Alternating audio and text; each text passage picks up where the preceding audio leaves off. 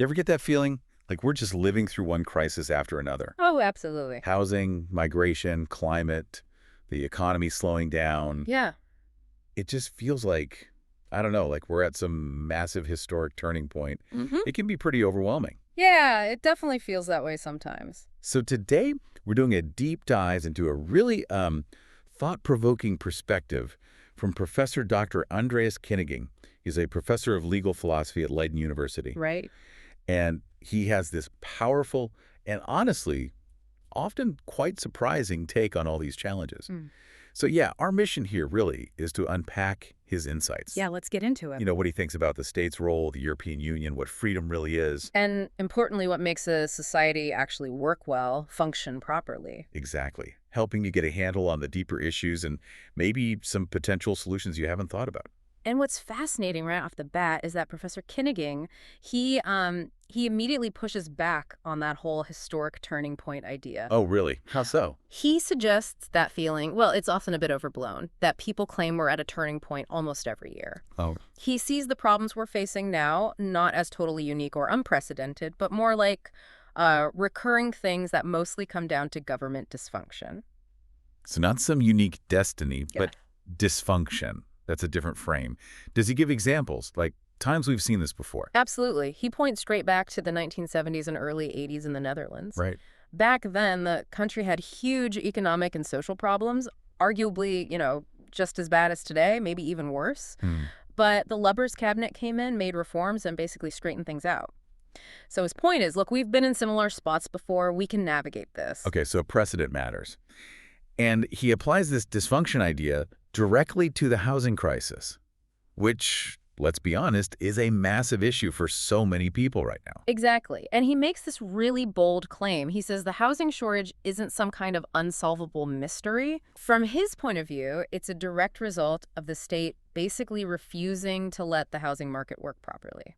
How? What's stopping it? Too many regulations, he says, and often the wrong kind of regulations, just gumming up the works. So what's the fix then, according to him, if it's just bad regulation?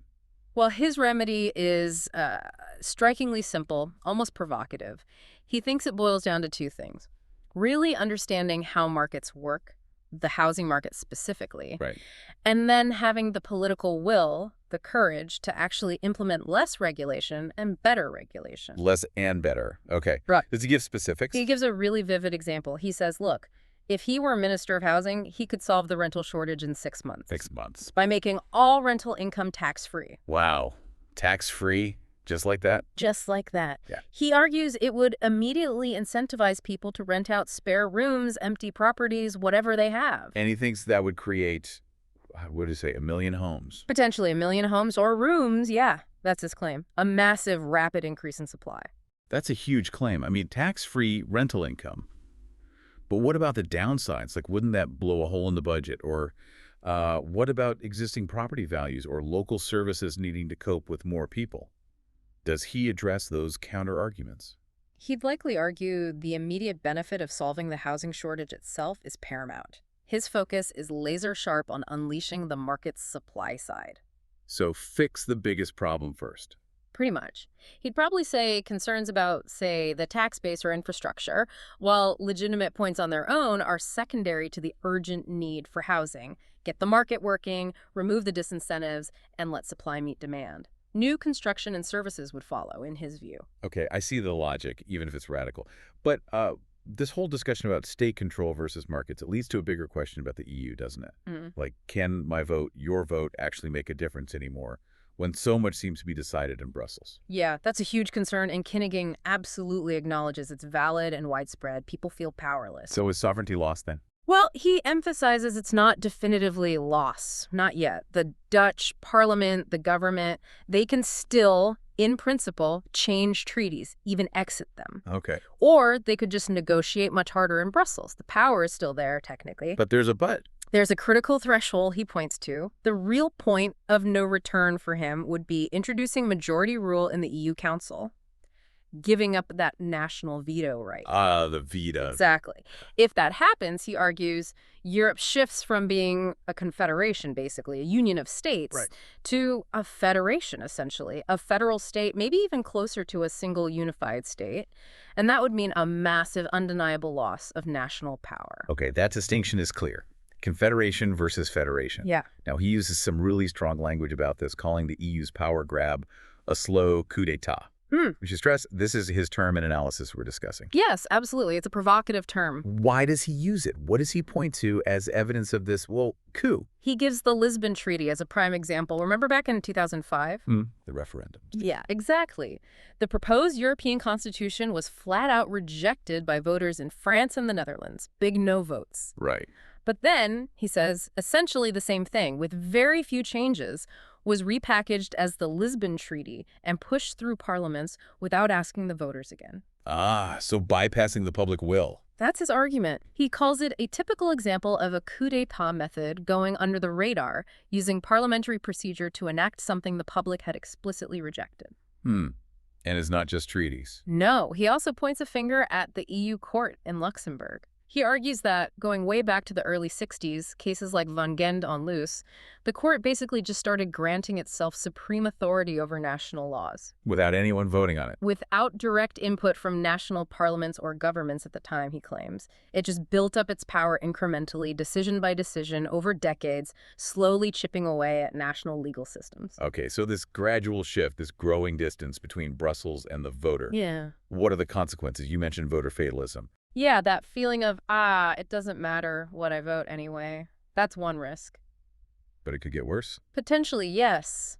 He suggests it could eventually lead to real unrest, maybe even revolutions or independence movements down the line if people feel completely ignored and powerless. So what does this imply about our politicians, the ones who are always blaming Brussels for everything?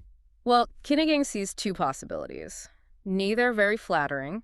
Okay. Either they are genuinely weak, or maybe just ignorant of the political and constitutional reality. They don't know how much power they actually still have or how to use it within the EU system. Or the alternative is they do know, but they're deliberately using Brussels as a convenient excuse. An excuse for what? To avoid making tough decisions themselves or to hide their own unwillingness to actually stand up for Dutch sovereignty. Yeah. He wants people to realize, look, these treaties can be changed. Governments do have leverage if they choose to use it. Which leads him to call for a referendum. Yes, a binding European referendum. To force a clear choice about the EU's future. Are we going deeper, towards a federal state? Or do we pull back, return to a confederation, where national parliaments and judges have the final say? Let the people decide. That definitely raises the stakes. And it connects to something else he talks about, the overall mindset, or maybe the quality of our political leaders. He's quite critical, isn't he? He is. He suggests the quality of politicians, well, he thinks it's at an all-time low, maybe since 1917. Wow. What does he mean by quality here? What's missing? He argues they often lack a deep conceptual or theoretical grounding. They don't really grasp the fundamentals of what the state is, the rule of law, democracy, how markets actually function. Instead, they focus on Small, concrete things, he says. Daily issues, opinion polls. And because they lack that strong theoretical framework, that foundation, they get swayed easily. Exactly. They become very susceptible to influence. He mentions, for instance, civil servants who might have a particular, say, left-leaning perspective, or lobbyists. They get influenced because they don't have that deep understanding to form their own solid judgments or push back effectively. And he links this to what he calls the makeable society mentality.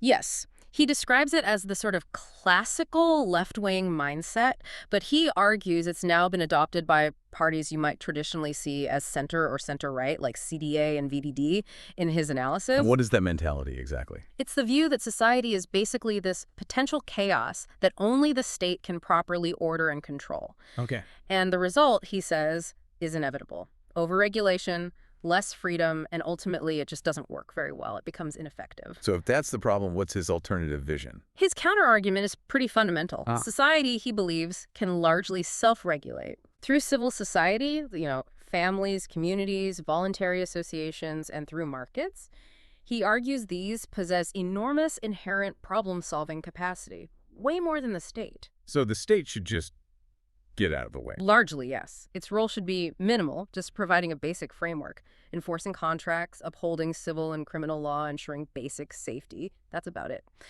Let society do the rest. Does he see this happening anywhere? Is there a test case? He points to Javier Milei in Argentina right now as a fascinating real-world experiment. Ah, Milei. Yeah. Milei is a big admirer of economists like von Mises, Hayek, Friedman, the classical liberal libertarian thinkers, and he's actually trying to put their theories into practice. And is it working? Well, Kinneging highlights Milei's practical successes, like tackling Argentina's insane hyperinflation. He sees this as potential proof, real-world evidence that might actually persuade people in Europe perhaps more effectively than just debating abstract theories. Practical results speak louder. Right. Seeing is believing for many. Now, you mentioned Hayek and Friedman. This connects to another key idea he talks about. Freedom and equality being like communicating vessels. What does he mean by that? It's a core philosophical point for him. Think of two connected jars of water. If the level in one goes up, the level in the other must go down. Okay. He's saying freedom and equality, specifically equality of outcome enforced by the state, are like that. They're fundamentally at odds. So more forced equality means less freedom. Exactly. If you want genuine freedom, the freedom to make your own choices, to earn more, achieve more, live differently, you have to accept that people will end up with different outcomes because people are different intelligence, work ethic, talents, luck, preferences. So any attempt by the state to force everyone into the same outcome requires constant intervention, massive regulation, taking from some to give to others. And that leads to unfreedom, he argues. It erodes individual agency, your ability to control your own life. It turns citizens into dependents, what he starkly calls the state's herd. And that level of dependence for him is essentially a form of slavery. slavery. That's a really strong word to use for dependence on the state. It is, but it highlights how seriously he views the loss of individual autonomy when the state tries to engineer equal outcomes. Okay, I understand the principle he's outlining. And this view naturally extends to things like the welfare state, right? He mentioned the large number of welfare recipients in the Netherlands, 400,000. Yes. And his proposed remedy fits his philosophy. He suggests linking welfare payments directly to work. By shortening the duration of benefits, maybe even stopping them entirely after a certain point, to strongly incentivize finding employment. What's the reasoning? Just saving money. It's deeper than that for him. It's rooted in the belief that long-term dependence on the state, without contributing through work, actually undermines individual dignity and also harms overall societal productivity. He believes work, any work, gives purpose and integrates people. Okay. And he applies this less state, more individual community responsibility idea to education, too, with that thought experiment. Yeah, the idea of just abolishing the Ministry of Education entirely. Which sounds incredibly radical. It does. But his rationale is consistent. Give the funding, the resources back to local communities and directly to parents. And he thinks that would lead to better schools. He firmly believes so. His argument is, who cares more about a child's education than their parents? Right. He thinks parents, if empowered and responsible, would naturally organize, demand quality, oversee schools far more effectively than any distant central bureaucracy ever could. It would create a system that's much more responsive to actual local needs and parental wishes. It's a consistent theme. Decentralized power, trust individuals and communities. Now, you mentioned he's part of a group, conservative European thinkers. Yes, the Center for European Renewal. It's important to note he stresses they aren't nationalists in the typical sense. Okay. They believe in a different idea of Europe, an older one based on distinct nations and traditions, which they see as better than the centralized model coming out of Brussels.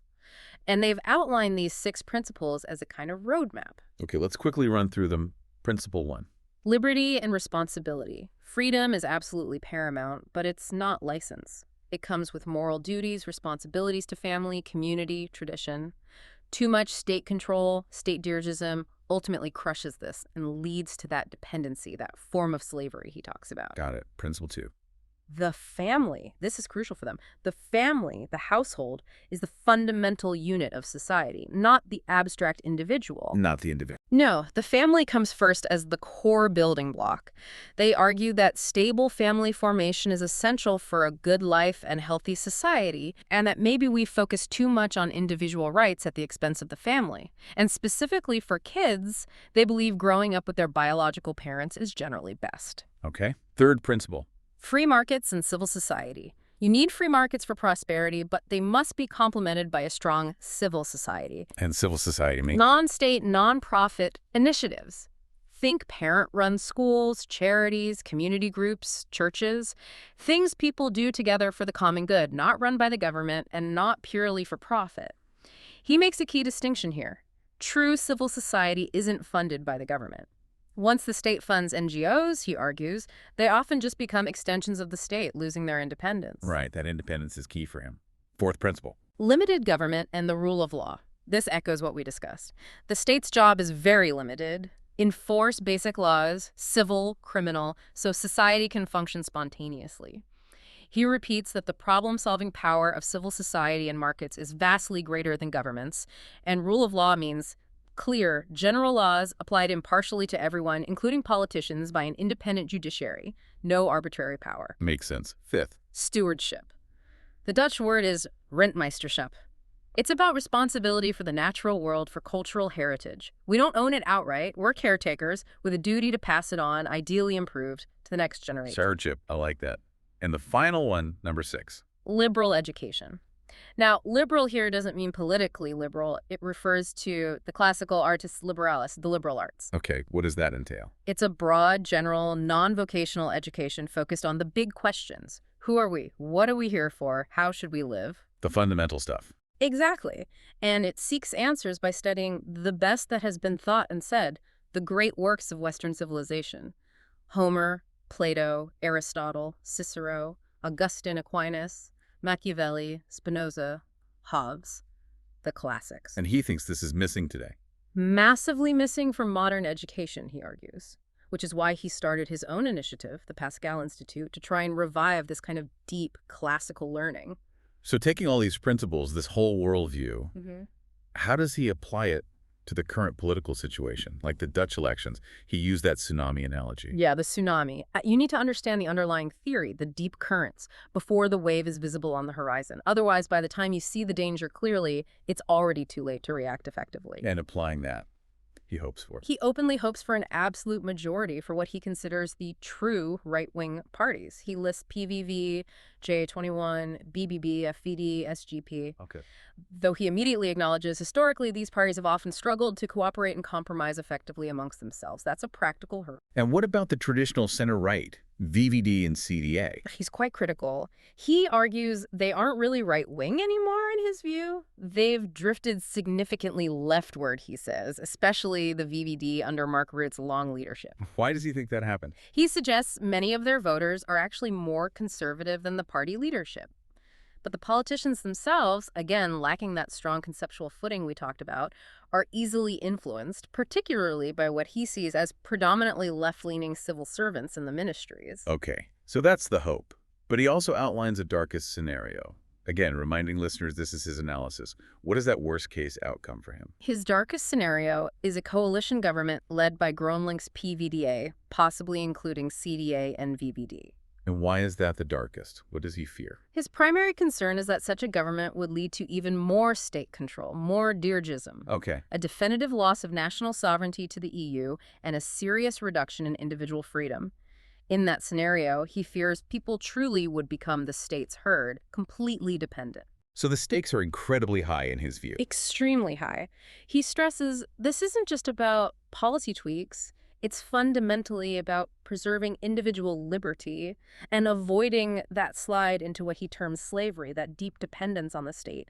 He worries people are often too good-natured, too complacent. Complacent? Yeah, that they only believe it when it's really gone wrong, by which point, according to his tsunami analogy, it's too late. It's certainly a stark warning, a call to pay attention to the underlying currents. Which brings us back to the beginning, really. The core idea seems to be that knowledge, understanding these deeper principles, is most valuable when you actually apply it. Exactly. He's urging you, the listener, as someone engaging with these ideas, to use these insights now, to try and discern the real direction society is heading, not just wait until the changes are blindingly obvious and perhaps irreversible. Precisely. Don't wait for the tsunami to be towering over the beach before you realize something fundamental was shifting offshore. It's about proactive understanding, looking beneath the surface. Well, we hope this deep dive has offered you a different lens, maybe a challenging one, to view the times we live in. Perhaps you'll want to explore some of these concepts further. like the nuances of confederation versus federation, or looking to those historical examples he raised. Mm-hmm. And if you're looking for more depth directly from him, his most recent book, Hercules Up to Tweesprung, Hercules at the Crossroads, sounds like it would be a fascinating read, digging much deeper into these themes. Absolutely. A provocative thought to leave you with from Professor Kinneging himself. How can you apply this kind of deeper understanding to see the current shaping our world before the wave hits?